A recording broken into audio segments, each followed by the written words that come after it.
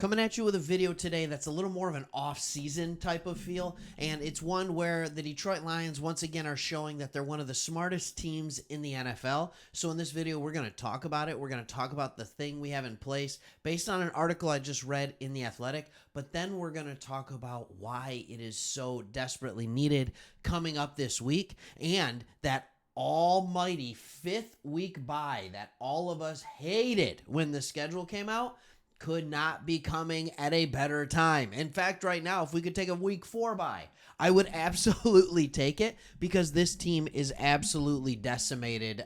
This team is decimated. Let me just put it that way. So, wanted to turn that volume up for you a little bit there. So, here's what came out.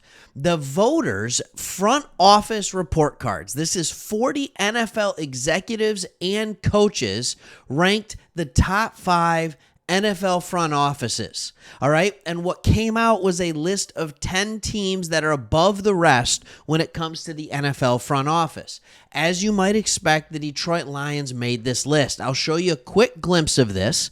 All right. Number 1 is the Baltimore Ravens. Kansas City Chiefs is 2, 49ers 3, Eagles 4, Lions 5, Packers 6, Seahawks 7, Rams 8, Bills 9, Steelers 10. And before you start asking yourself, or before you start saying, why aren't the Lions higher up? I want a couple things that I want to tell you about with this. All right, these were top placing executives. These were GMs. They were not allowed to vote for their teams. These were some head coaches, and all of these were kept anonymous so that they would answer candidly. So we got some really good things out of this. Here's the crazy thing about this. All right. Of these 10 groups, only 2 had a tandem that had been less than 5 years together. That is why the Detroit Lions are such a big deal, because Brad Holmes has not been here for 5 years yet. The other one was Khan over in Pittsburgh with the Pittsburgh Steelers, who are all the way down here at 10. So I think that is the only reason why you don't see us up in this group, because the Ravens, Chiefs, 49ers, and Eagles have all been together for a long time. All right, it's been 5 years since DeCosta took over for Newsom, but Harbaugh's been there forever. All right, and DeCosta was in the system. That was with the Ravens. With the Chiefs, how long have Veach and Reed been together? All right, they've been together since, they've been around and they've known each other since 2004, back with Philly. All right, they've been together for a long time. John Lynch and Kyle Shanahan have been together forever, and then you don't even need to get me started on how long Howie Roseman has been in Philly. All right, as a GM, he has been there forever. So the second youngest GM as far as experience goes to show up on this list was Brad Holmes with the Detroit Lions. All right, so the Detroit Lions once again have shown that they might be the cream of the crop when it comes to the NFL. It is unbelievable to think about how fast Brad Holmes and Dan Campbell have turned this organization from laughingstock, SOL, same old Lions, into perennial power with not just results on the field, but also people in not just the media, but colleagues, co-workers, enemies, rivals, everybody saying, nope, the Detroit Lions are doing something right. And that is such a big change, which is really, really good. Look, you don't even have to mess around. They just talk about this, drafting guys like Penei Sewell, Aiden Hutchinson, Jamison Williams, Jahmyr Gibbs, Jack Campbell, Terrion Arnold, Jared Goff in the trade, all right, acquiring him. He has hit much more than he has missed. And I think that's something that is important to absolutely talk about. All right, let's get that down one for you. All right, now, with that being said, they are going to need to prove how good they are, because this injury list is deep this week. And this is why I'm talking about how this bye week cannot get here fast enough. All right, now, we're not going till Monday, so that will help. But with that being said, we already know we have 3 starters 100% out, with many more questionable. Frank Ragnow will not play Monday night against the Seahawks, all right? They have already announced that. That's early in the week. That does not bode well for him coming back. My hope, best case scenario, is that he's back after the bye. Best case scenario, week 6. but it could be longer than that. Davenport is out for the year. Campbell said that in a recent presser. Barnes is out for a while with a knee injury. He's out for a while. It's a serious knee injury. I don't yet know if that will be the entire year or not. Williams has been questionable. Rakestraw has been questionable. I don't even know if he's practiced since the team. I don't even know if he's practiced this year. Like, I know he's practiced in training camp, but after that, Alex Anzalone's still questionable. Aleem McNeil, Brian Branch. Anzalone's coming back from a concussion. He should be good to go. Brian Branch did get a limited participation. That's a good thing. That's not mentioning all the other guys that have been put on IR early in the season. All right, Mosley, Martin, Kaminsky, David Bada. Like, there is a ton that is missing. So what does this take? This takes the depth that you really, really need. So one area that has yet to get hit really bad is wide receiver. You still have St. Brown, you still have Williams, you still have Raymond, you still have Patrick. So you have all those guys that are still in it.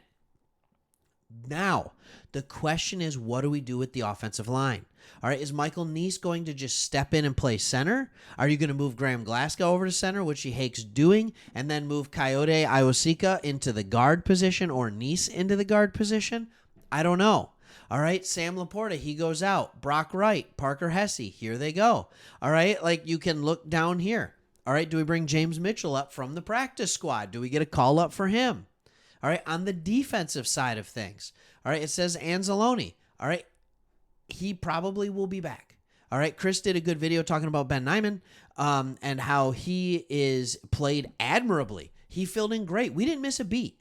We were down Alex Anzalone and Derek Barnes, and we did not miss a beat with our linebacking crew. Now, here's the name I want to talk about for a second. Josh Paschal. He is the guy who needs to make it happen right now. Josh Paschal has been a second-round pick, and I would make the argument that he is one of the guys, all right, that Brad Holmes has selected that has yet to pan out for his draft position. Brad Holmes has drafted a lot of guys that have been much better than their draft position, but he's one of the guys that has not played up to his draft position. Josh Paschal now should be the main guy. He can set the edge.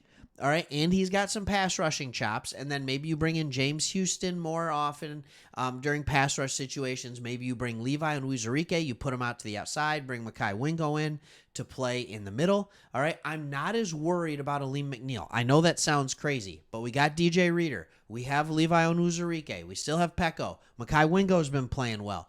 There is a ton of depth that we've already had to use.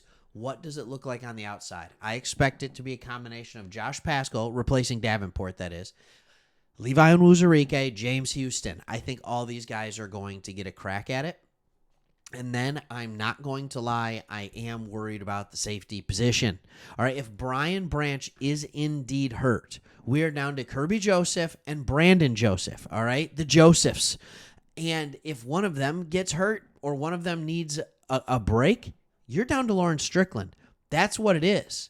All right, so there's not a ton of options that are here. You have Maurice Norris in the practice squad who did not show a ton, if I'm going to be honest, in the preseason. You have Eric Hallett, unproven.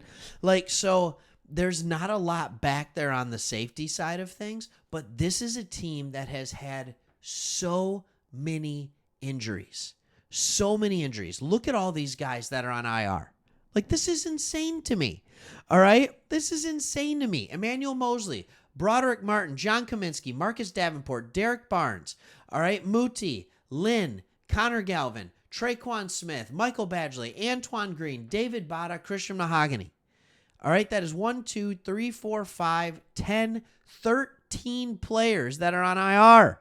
13 on IR. 1, 2, 3, 4, 5, 6. We can say 6, I think.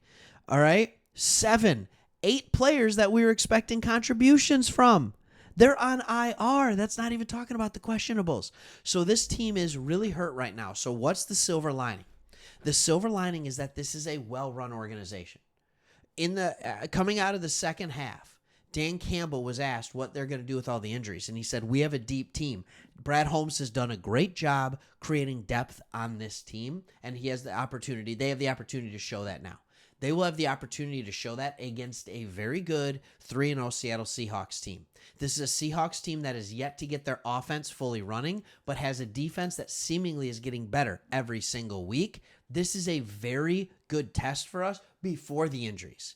It's time to get that Seattle Seahawks monkey off our back, all right? Get it out of here, and time to start winning some football games against the Seahawks. It's a new coaching regime. All right, it's Monday Night Football. The crowd's going to be nuts at Ford Field. Injuries or not, what I need to see is that big game from the offense in order to help the defense that is riddled with injuries. I know the offense has a couple themselves with Frank Ragnow and Sam Laporta, all right, but the defense is down many players, and they are going to need some help. So excited to see what the backups can do. This is why they got to play so much in the preseason, and this is why you've spent so much time building a deep team. Now it's time to see, because injuries happen to every team in the NFL. The question is, when you go through those injuries and you go through those times where you have a ton of players injured, can you find ways to eke out wins, or do they turn to losses? Because with a 3-0 Vikings team, a 2-1 Packers team, the NFC North doesn't look like a division that you can take a lot of L's in the beginning of the season and then just catch up. It doesn't.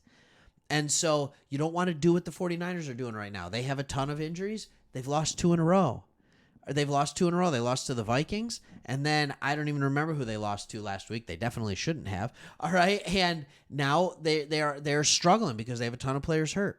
I would love to see the depth of this team come out, show out, and say, hey, I understand the Seahawks are a good football team, but we are better. We've been there before, and no matter what you throw at us, next man up, we're still going to play the same type of ball, and we're going to go out there and we're going to punch you in the mouth. Whether we're backup, whether we're a starter, we're going to make it happen. I would love to see that from this Detroit Lions team, and I'm excited to see what they can do on Monday night. All right, thanks for watching. We'll see you on the next one.